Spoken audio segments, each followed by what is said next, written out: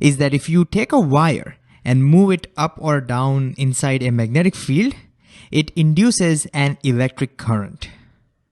So all we have to do is attach a coil of wire to these giant turbines and place them inside a magnetic field.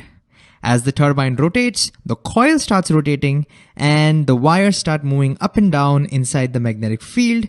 That produces the electric current. And this can now be used to light up things. These devices are called electric generators. They convert spinning or mechanical energy into electrical energy. So let's look at them in detail now. So let's start by figuring out in what direction a current gets induced or generated in this coil once it starts rotating. So let's say, in our example, the coil rotates clockwise, somewhat like this. Now, how do we figure out the direction of the induced current?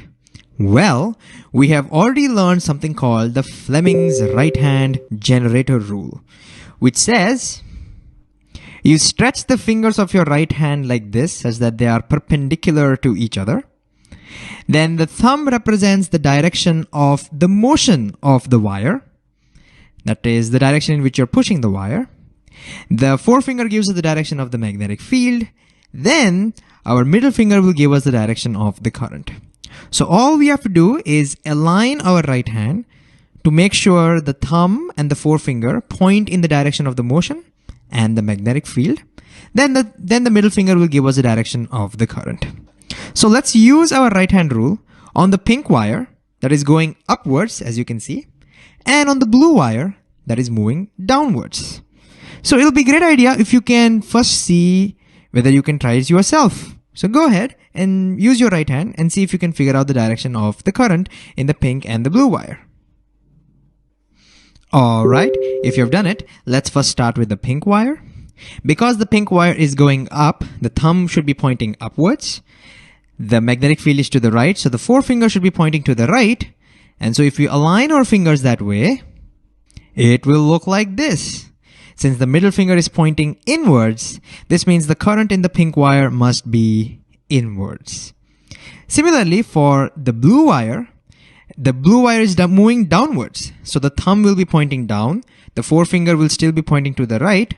And so if we arrange our right hand over here, it will look like this. The middle finger is pointing out of the screen. That means the current in the blue wire will be coming out of the screen. So what we have seen is if a wire is moving upwards over here, then the current will be into the screen. And if the wire is moving downwards, then the current will be out of the screen. Remember this will be important. So now let's get rid of the hands and put arrow marks to indicate the current. And now we can guess what direction the current will be in the rest of the wires. Since the current has to flow from the pink to the blue, we can say that the current has to move here like this. And then the current has to move here this way. It goes out. It goes to that external circuit, maybe where there is a bulb. We'll look at that later. Then the current comes back like this and it flows in this way. And the current continues to flow like this as the coil keeps rotating. Because you can see the pink wire is still going up and the blue wire is still going down. Until we come to this point. Because now the pink wire starts moving downwards.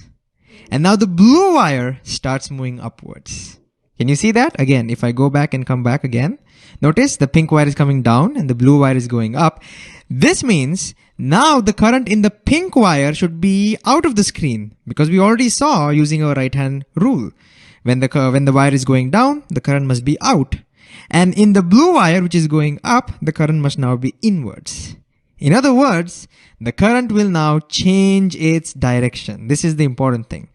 So the current changes its direction and it continues to flow this way until again the pink wire comes on the left side. Because now again, the pink wire starts going up, the blue wire starts going down, and as a result, the current in the pink wire will be inwards, the current in the blue wire will now be outwards, the current will again reverse. So every time our coil is in this position, which is perpendicular to the magnetic field, we will see that the current direction will flip. And so if you look at the entire animation now, it looks somewhat like this. Every time the coil comes in this position, perpendicular to the magnetic field, the current direction keeps changing.